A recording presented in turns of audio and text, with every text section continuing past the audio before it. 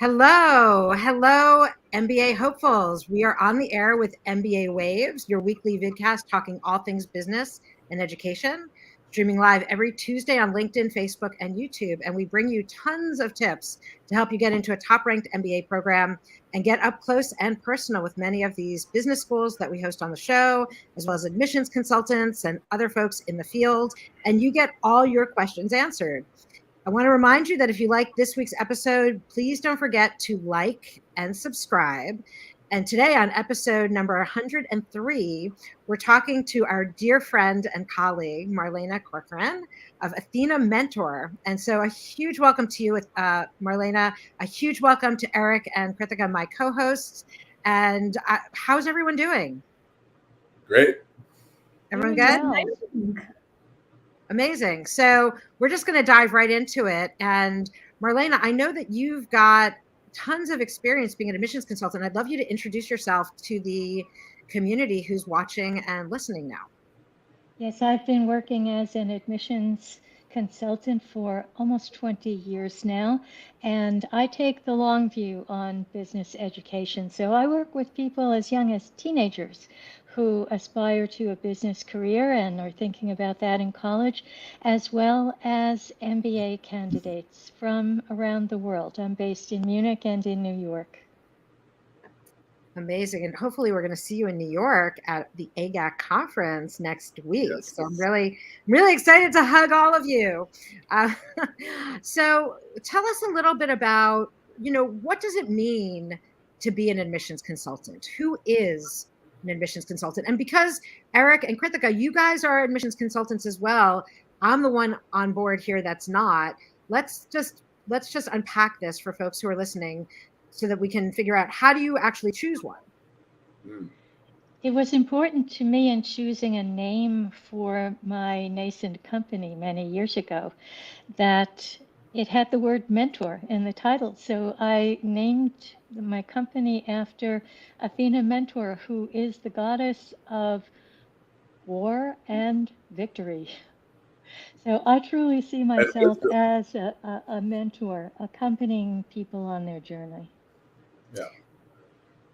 I love that, in the sense that as soon as you said that, I looked at the two other names of the two other brands that are on here, and that Eric's is candidate, coach, right? And coach and mentor are, they're not synonyms. They're different aspects of working with someone, coaching versus mentoring. And then also career labs, right? Labs, like creating that space for someone to be in that experimental space, and like what comes out of the labs. Did both of you think of that as well with your branding and thinking through that piece of it? I mean, absolutely. But it's interesting how you point out that the three of us took a very different approach. Like the words we've chosen in our brands have a different color, a different hue. I've often compared, like, working as an admissions consultant. I use the word that that Marlena also just said, in terms of accompanying. We accompany them on this journey, right? It is a collaboration. It is a teammate, right? So I kind of tend to think in the sports space a lot, being somebody who's a big fan of fitness and working out and so on. And I equate, as an admissions consultant, working with my clients, it's very much like a coach or a personal trainer working with you at the gym that, gives you information, gives you incentives, advice, encourages you, supports you when it's difficult, that kind of stuff, compared to a masseur, like somebody giving a massage, where you're very much more passive. Like when you're getting a massage, you're just laying there and someone's doing all the work. When you're going to the gym and you're seeing a personal trainer, they're helping you to do the work yourself. So that's a very big difference.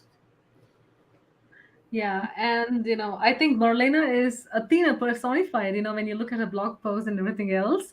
And so good to be here with her today. I would say that Career Labs came out of this vision of knowing that people are going to be testing out multiple career paths. And that's a given in the 40, 50-year long career ahead of us. I'm not even talking about 30 any longer. It's like guaranteed 40 years of work for anybody who starts at 21 or something. And that's where it came out. And I know that there are two times in someone's life when they really look forward to changing their career path. And one is like probably right out of college. And the second thing would be when they're trying to look for an MBA. So that's exactly where the labs thing came into being. And I think people have to explore and know. As far as admissions consultant is considered, I would think of myself as a matchmaker, a kingmaker, many times, and of course, like the others said, a career Sherpa, guiding them through that. That's amazing. I was thinking, could you actually be like a candidate concierge, right? Like that really, someone probably doesn't want to just have someone who's a concierge, right? Because it's just saying like, oh, it's not really getting in there. And all of you really get in there with your clients, right? And you get really close and personal. Marlena, did you want to say more about the process that's really, it's a financial investment, a time investment, and especially an emotional investment that the student or potential student candidate goes through in choosing someone? You want to say more about that? I think we would do well to begin addressing our listeners where they are. They may be feeling hesitant about hiring an admissions consultant. As you said, it's a financial expense. And this may be the first step that someone takes in a concrete way toward the MBA, where they say, yes, I really want this, and I am ready to put a down payment on my dream. And it's an emotional investment because you have to ask yourself, is this a person in whom I can confide my dreams, whose advice I will trust? So, how do people choose a partner in this process? And I'd like to strongly suggest to everyone that they read what consultants write. Everyone on this call writes and talks to prospective MBA candidates every day. I'd like to mention a few different ways, if you haven't already started following people, how you could start. I'll speak for myself because the most important thing in a consultant is that the person be very up to date with exactly what's happening in the field.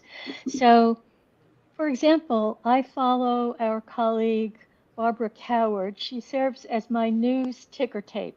Every day she posts articles from the news, and that's one kind of information that a consultant needs. Another colleague of ours who has appeared on MBA Waves, Candy Leela Ball, she writes long posts for up to the minute how to advice timed to the admissions cycle. So it's very how to. From a big company, you could try accepted.com for thoughtful perspective based on years of industry experience, or Krithika's posts for personable, career oriented posts. And I especially enjoy her interactive polls. There are newsletters on LinkedIn. I write one on the long view on business education because I prefer to work with people for a relatively long time to figure out who they are and what they really care about. For blogs, classic blogs, I follow our incoming AGAC president, Adam Marcus, on individual schools. He's got a new one out on Columbia. Not just what's new in the Columbia prompts, but the very intelligent suggestion to write your Columbia application first, because it will force you to focus sharply on a goals essay and a why us essay. And those are fundamental to any MBA application. And finally, dare I mention that some of us write for well-known publications such as Forbes or HBR Ascend. HBR Ascend is a special arm of Harvard Business Review aimed at young professionals to help them succeed in their careers. And frankly, publication in one of those venues is a fairly clear indication that the author is well respected in their field. So by reading these different genres, different voices, you get not only a sense of what particular admissions consultants are like, but you learn a lot about admissions. And by this time, our listeners may be wondering, well, why do they give all this information away for free? And I think my colleagues would join me in saying, we actually want you to be well informed. That's our goal. And we suspect that you will still be looking for expert advice on, but what does this mean for me? What's the best strategy for me? What would the rest of you think? Yeah, I 100% agree. I mean, as you just cited, most of us are writing, whether it's blogs, articles. I write a book series, and that just shows you what people are thinking, right? It shows the expertise, it shows the up-to-date knowledge of what's going on. And the fact that we give this away for free, same in my circles of friends and colleagues, we say, "Oh, aren't you just giving away?" No. As you said, we want we want the public to be well informed, and then very likely they'll want that customized feedback on their particular, CVs, essays, and preparing their interviews. We give a lot of great information that I think is indicative of our proximity to the schools, our relationships with the admissions committees, and we know what they're looking for and can give specific feedback on your essays and so forth based on that knowledge. So it's the tip of the iceberg, what we do give away for free. And there is a lot of great free information. Also on the AGAG website itself, this organization that we all belong to, there's loads of great resources, including, I know this is in the process of being updated, but with all the round one admissions deadlines, that should be updated very shortly. Good suggestions and tips about going about getting references, how to go about your essays, all of this key information. But again, that is general. Nothing beats having customized individual feedback that you have working with a one-to-one coach. And I have to apologize, I've lost my voice, so I'm doing my best to get out my words. What about you, Krithika? Is Krithika frozen? She might be frozen. You're frozen. I'm thinking also about how we always talk about the business school application process as your first really big business decision, and all of the different pieces of what you're doing is how would you as a business professional be making that decision, right? And from the test prep to the admissions consultant to doing your research, it's like you really want to be an informed consumer. And as a business leader, you also want to know, like, what is the company all about? What is their ROI? What is the profit and loss? Like, you really want to get into the weeds, because this is actually a business decision for yourself. And it's like Me Inc., right? And you are that end product that you take advantage of all the free information and look to see, like, is it all really supporting each other, or are there different philosophies of how to do it? I know that some people in the admissions space come from a journalism background. Some come from a admissions background. They used to work in an admissions office. Some of them worked in an admissions office undergrad, not necessarily business school. Some of them went to business school themselves, and they just know what the process is. So there's all different backgrounds, and there's all different personalities that come from all the different backgrounds. So I'm curious what both of you think. What is the problem that admissions consultants are solving for the candidates? Like, what are the solutions? What is the problem that's being solved? You want to start one off, Marlena? Well, I'll tell you what it's not. As Eric knows, I studied in France, and the French way of approaching a problem is usually to define what it's not. It's not just a final grammar check on someone's essays. In fact, I decline to do that anymore, because what I usually find out is that given their experience and their goals, they're applying to the wrong schools or presenting the wrong story. And I can't bear it at that point. So that's why I prefer to work with people in a longer way and really work with them to find out what is their goal. They have to state that clearly in an essay, but there's a lot of fundamental work to be done before that essay even begins to find out really what is their goal, what do they want. Right. And sometimes we know that, usually we don't. But it's, for me, one of the most rewarding aspects of our work. Yeah, absolutely. Just jumping in at the end of the process just to correct spelling and grammar. I mean, anyone can do that. This is not tapping into your or our best resources, experiences, and knowledge, right? I like to begin the process with what I call a storytelling interview, where the first meeting I have once the client commits to working with me, to sit down, I have the same set of 15 questions that I ask everyone. And it's really to get to know them because we're first meeting, right? But also to uncover some of those nuggets, some of those real little pearls that are going to play well into either your essays or your even into your CV.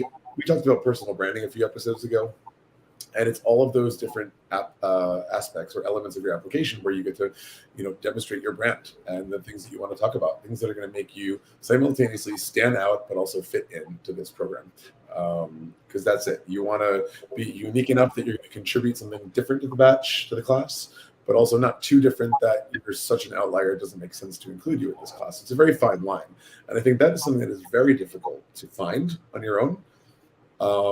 And consultants, admissions consultants, are essentially a mirror that we listen to you and we reflect back to you things that you've told us, things that you've shared, things that you might have not ever given credence to as interesting or relevant for an admissions application. And yet, hang on, that thing that you've said there, that is going to really help you and get you in. And that's beautiful, it's joyful, and that's what makes it interesting and fun for me. Because like the schools, more or less they stay the same each year. It's the people, the individuals that come in each year that have their own stories, that have their own unique experiences or aspects of who they are that make it all worth it and fun. And often people don't know which detail or which argument or which experience is really going to stand out. They think, oh, that has nothing to do with business school. And they don't realize that that may be what causes a reader who is on their 200th application of the day, and it's actually 2:00 at night, to say, this is the person. We have to have this person because this is what I haven't heard before. Yeah, absolutely. Krithika, you were going to say something. Yeah, one of the things.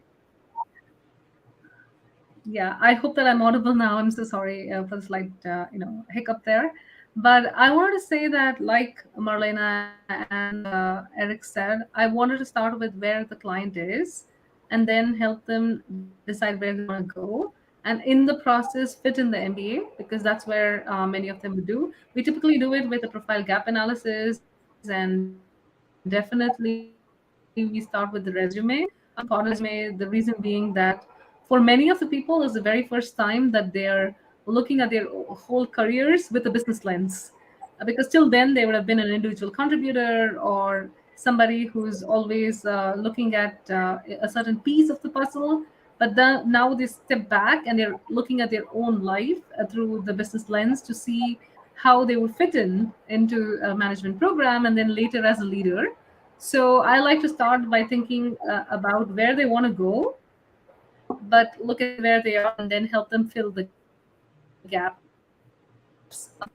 And that where they want to go can't be the name of a school. That is, the MBA is a means, not an end. Sure. Yeah.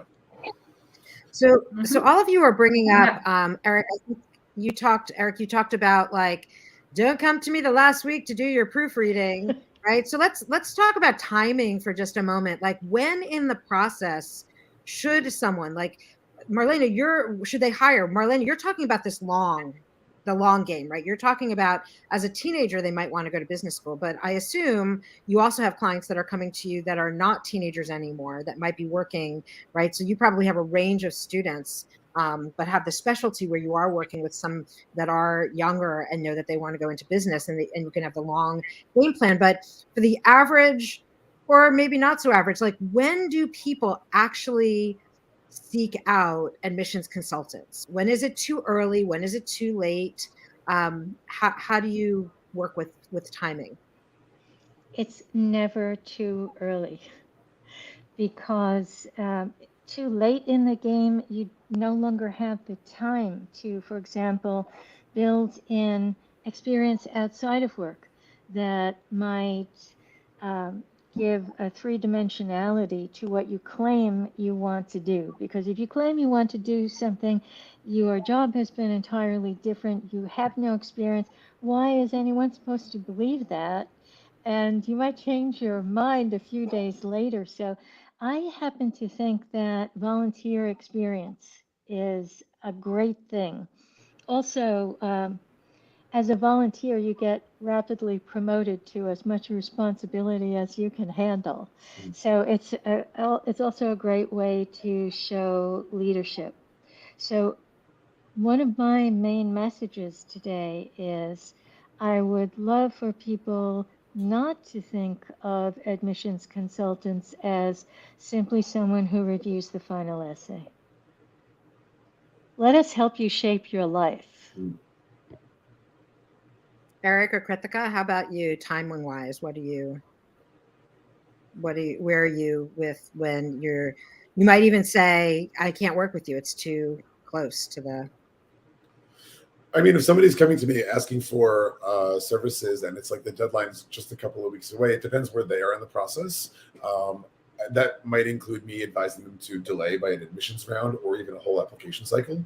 Like if they're applying for a top school and it's clear that they've not done the work, they're not prepared, the best thing I can do for them is to be honest with them and tell them that, hey, you should, if you want to get in, your chances are not very high, based on what you've done right now. I mentioned the storytelling interview. I mean, for me, one of the second piece I do is what I call researching and soul searching. It's this process of really going deep into it. Like, first of all, who am I? What am I good at? What do I enjoy? What's going to make me money? What are the industries that I should be targeting if I want to make a change? And what markets in the world, what countries, what cities, what regions are doing well in those industries? And finally, what are the schools that are going to bridge that gap between my version of myself today to my future self? So that whole kind of triangulation is really a big part of the process in that research. And I think people spend a lot of time on the GMAT, and that is important. I think they also spend not enough time on reflection and essay writing and all those other things. Because while the GMAT is important, especially when it comes to scholarship, it is a number, and we are humans. It has its role in that number, but we are so much more than that. We are here all as professionals, but we are human. We are people, and we like connection. And if you're going to be a leader in business, you need to be able to relate to people, to inspire, to cultivate trust, and to get people to follow your vision. And so the human side of this application is so important. And I think the essay is one of your first opportunities to articulate that, and the experiences that you've had, and the goals that you see for yourself, and why this school at this time is the right vehicle to get you to those goals. I think that the whole I would process itself is like, if you think about it, you have something that is like that number, right? You've got the GMAT. It's not just any number. It's a number that compares you to everyone else. And it's the least personal to the most personal, right? The interviews and the essays. So it really runs like a nice broad arc of really understanding who you are in the entire process. And you have opportunities to shine, right? And so you'll be bringing on different professionals as needed based on what you need to improve upon in the whole arc that exists there. Krithika, were you going to say something? Yeah, I was gonna analogy here, which I always like. It's like people with the GMAT. It's like you starting at the start of the marathon, and you're like full energetic and energized, and you want to get it done. But then as you go through the messy middle, and of course you want to go to the finish line, you're losing energy, and sometimes you don't even make it. And that's exactly what happens with especially the essays.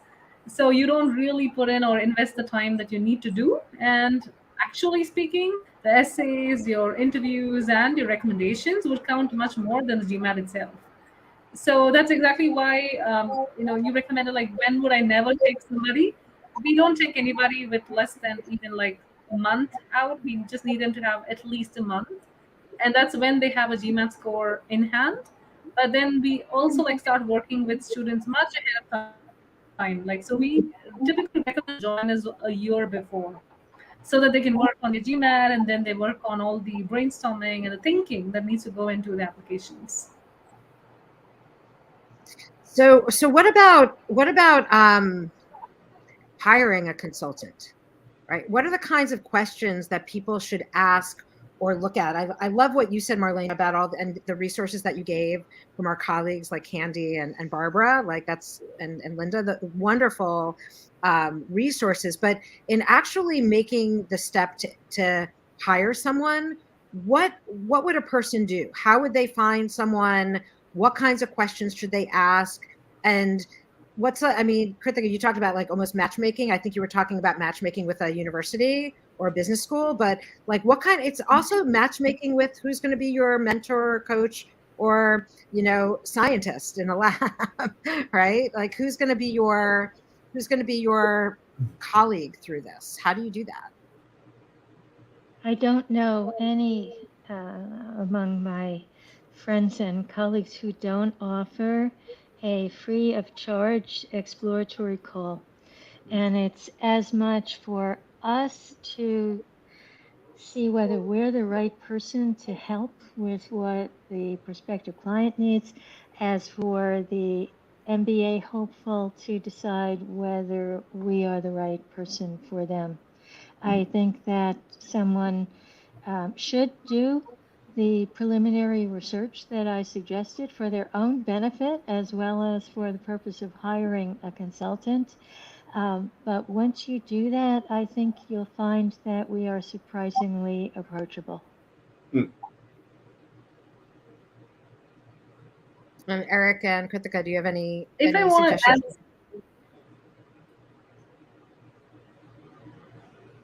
add, right. So for this one, I would say that, for example, it depends on how much and how much like help do you need, how many hours do you need. Some of them are more coaching versus consulting. So, and again, some of them are like big companies versus small companies versus solopreneurs. So I think a lot of factors are there, and of course, many of them choose cost as also one of the reasons for picking. So I would say that there are many factors, but I would say at least shop for many before deciding on the one. Yeah, for sure. Marlena started speaking about like reading what consultants have written, and that's a good place to start. But then, as she also said, nearly every consultant would offer a free consultation, I call it a discovery call. Usually it's about a 15-minute, maybe 20-minute get to know, okay, what are your goals? Let me know your profile. Let me have a look at your CV, your resume, and your LinkedIn. And then let me tell you a little bit about my process. And listen, ask questions. I think you should come prepared with a few good questions so that call is efficient, so that you feel you walk away with a good sense of what that person can offer, what they're about, what their personality is like, and do you guys click? Because if you're going to work closely with them, first of all, there has to be an element of trust. Not only are they competent, do they know their stuff, but do you trust them to share aspects of your life? Because although this is about your career, our personal lives are very much intertwined with the decisions we make about why we may choose a certain school in a certain country, because of any variety of reasons, why I want to stay home, why I want to go abroad. That involves things like partners, like husband, wife, and so forth, kids, sometimes parents, even pets. Believe me, I've heard it all. Why one might choose a certain school over another. So yeah, come to the call with some questions, so you feel that you've walked away with a good sense of what they're about and what they can offer. And that's how you kind of know. And as Krithika just said, speak to a few, a minimum three, maybe four, so you can compare and see who you feel most comfortable with, and confident that you're going to have the highest success possible. I'd also ask your friends. Yeah. Usually people come to me, frankly, because another family has referred them. Right, referrals. Like I think that both test prep an admissions consultant. It's just really a referral driven business because the real, I mean, the truth is the really big test prep companies might spend hundreds of thousands of dollars a month on advertising, and most of us don't have hundreds of thousands of dollars a month to spend on marketing. So that really brings up, like, also in our worlds, like really big admissions consultant companies versus solopreneurs, right? Like there's a gamut of different types of operations, right? And different, you might want a different experience. And I don't know if anyone can really speak to the solopreneur or the small organization versus really large. Can any of you speak to those different factors in admissions consultants land? I mean, definitely the majority of my clients have been referred by, a friend who's already worked with me. So there's for sure that process. Of course, there's MBA Waves. People see us there. People see my books. And I do attend a lot of MBA fairs and write articles all over the place, appearing with, like, say, Access MBA or the MBA Tour and so forth. So there's all of that, but majority is referral, absolutely. Do you want to speak to like large organizations that have a lot of admissions consultants versus solopreneur? Do you have anything to? There's something I'd like to say about hiring a solopreneur is that you're not really hiring just one person. That especially if the consultant belongs to AGAC, the chances are excellent that that person has a network. You can count on them to keep your confidence, but you can also count on them to reach out to one of their close colleagues if they feel they need advice. As I began by saying, we read one another's posts and newsletters and blogs. So we have a pretty good sense. Even if I decide I'm not really the person for someone, I might know who is. So a solopreneur is really a network of individuals. Versus probably an organization that might have a certain flavor, maybe. I don't know.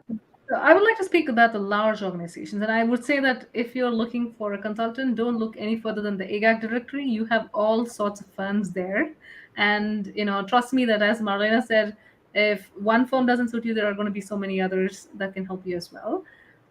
Speaking of the larger organization or so, we do know that many of the organizations, whether large or small, make sure that the admissions consultant is somebody who has got experience, either by being an admissions director or by actually being an admissions consultant themselves for quite some time. So it's imperative that you probably don't go to somebody who also probably just went to business school versus somebody who's trained in the field. And I think that's a distinction that people have to make. It's not like, I'm not saying that all people who go to business school cannot be admissions consultants, is what probably I'm saying, rather than the other way around, right? Admissions consultants don't need to go to business schools, but just because you went to business school doesn't mean that you gain the credibility to help someone else steer the same path, right? So I think that's one of the biggest things that has to happen, because even though your friend or colleague or somebody else, or even your boss who went to the same school, can guide you, it's probably not going to be the same, like the approach that needs to come with someone else who's willing to give you the hard feedback and also help you course correct when you need to. Yeah, I found. I would add that no matter where the person started, because most of us come to this as a second career, what matters is how up to date the person is today. The efforts that they make to stay in touch with what's going on. And you can tell that, again, by what they write. How often do they write? Where do they publish? Yeah, as Krithika said, like, look no further than looking at AGAC members. You have all different kinds of admissions consultants, from solopreneurs to medium to large size organizations. And one of my favorite things about being an AGAC member is the Summer with the School series, where during the months of July, end of June, July, August, each week there's several schools, top ranked schools, that we have this contact with the admissions directors, and we are learning the most up to date information, things they're looking for in applicants, and so forth. And I'm particularly excited about this year because everyone knows that wave, that exodus of admissions directors last fall, from Harvard to Stanford to Michigan Ross and so forth, where we have a whole bunch of new admissions directors at top schools. And as we all know, when the head changes, the body follows. And so there's going to be a shift in culture, perhaps a shift in criteria. We don't know yet, but I'm very curious to learn what the new directors of these top schools is going to be looking for and expecting, and also what the programs have to offer. We get little updates on, new courses, new scholarships, and so forth. So it is about, again, proximity of relationship and being up to date on what's going on. Plus the numbers, right? The numbers this year are going to be, with all of these software companies and all of these consulting companies laying off so many people, it's going to be even more important, because if there's more people that are applying, then it's going to make it much more competitive. So even more reason to consider bringing someone on your team to help you, bringing someone to work through, because there's more people that you're competing against. Totally. And to figure out exactly what your story is so that you can distinguish yourself from many others who may be very similar to you. And to fix your goals and get them clear, because your reason for applying for an MBA can't be you don't know what else to do with yourself. I know. Absolutely. So that storytelling, I think it's key in what each one of us does. And no, we don't write your essays for you. No, that does not. No. In fact, you can't be a member of AGAC if you do that. There's a pretty intense vetting process, and we have not accepted folks into AGAC because it's a little bit murky in knowing exactly what the consultant has done. You won't get that with anyone that's worth their salt. How much time and investment is there that someone needs to spend with an admissions consultant? What does it look like? I mean, there's some people that choose to go for an hourly rate. Other people who want to go for the package. Most consultants offer packages where it's unlimited contact, like meetings, calls, essay review, and so forth. It really depends on the person. Some reasons why people might want to go hourly is they have a limited budget, or perhaps they want to get to know and test out actually working with the consultant before they commit to a full package, and then perhaps they'll convert later. Sometimes it's about they're not sure how many schools they want to apply yet. They might, I'll go for a package just for like 1 or 2 schools and then add on later. And usually I think consultants will all prorate and adjust it based on updated choices in terms of the schools they're applying for. I mean, look, all of us are there for the success of the client, of the applicant, and your success is our success, obviously. So those are some of the reasons why they might choose to go for hourly versus. But I think at the end of the day, having that, you don't have to count hours, and having that unlimited support until it is done, you have the best version of your application you could possibly submit. And then when it comes to the interview phase, knowing that you can take as much time as you need to really be 100% confident and comfortable in delivering the message you want to say, knowing that for each school that you've prepared responses for the questions are typically asked, because you can learn a lot from Reddit, you can learn a lot from different blogs about what's being asked from other applicants, and having customized, at the same time not being robotic about it. It's not like you're just spitting out pre-organized phrases, but that you have a sense of what you want to say depending on the school, and that when you get a question that you're comfortable and just you can act natural and share something that answers the question but also delivers the right branding that you want to transmit about yourself and that that the school is looking for. I would suggest that people consider the cost of admissions counseling, as I think of it, as part of the cost of acquiring an MBA, earning an MBA. Sure. There's really no separating the two. Your MBA starts today. It's what I was saying before, right? Like the application process is your first case study ultimately, right? In being a leader in business school, for sure.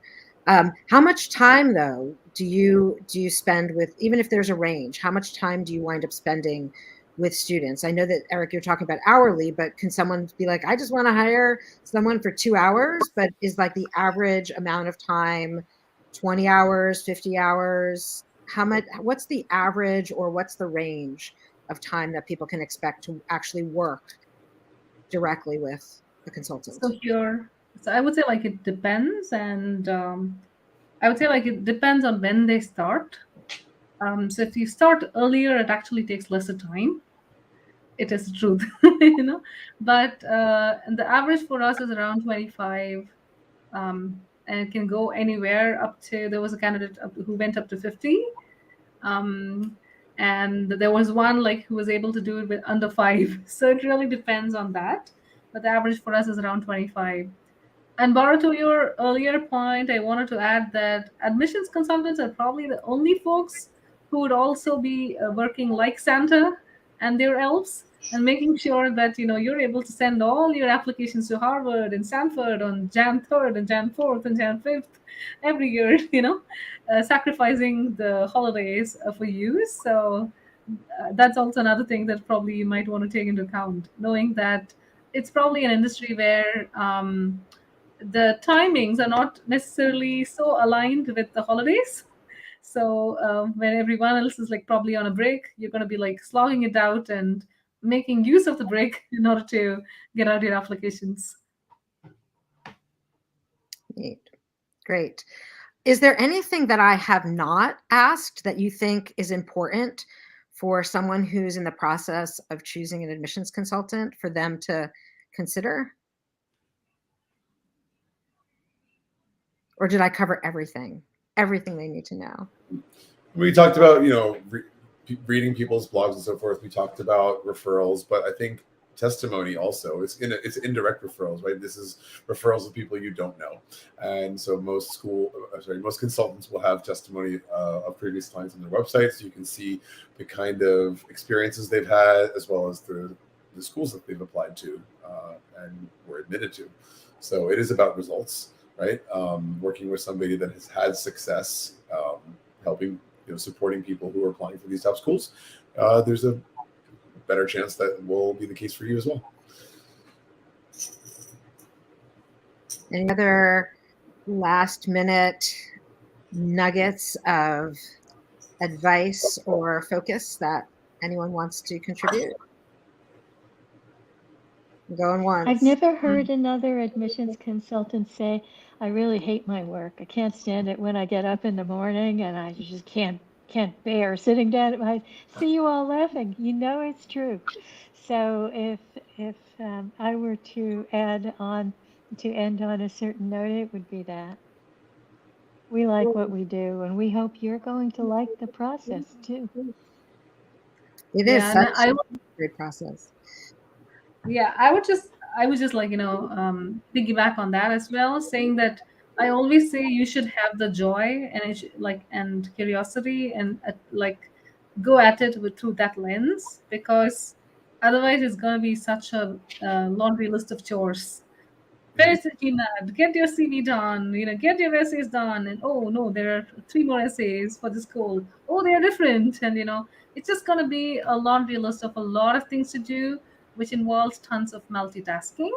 So that's exactly why you need a partner who knows how to maneuver that, and then help you take the smooth path out.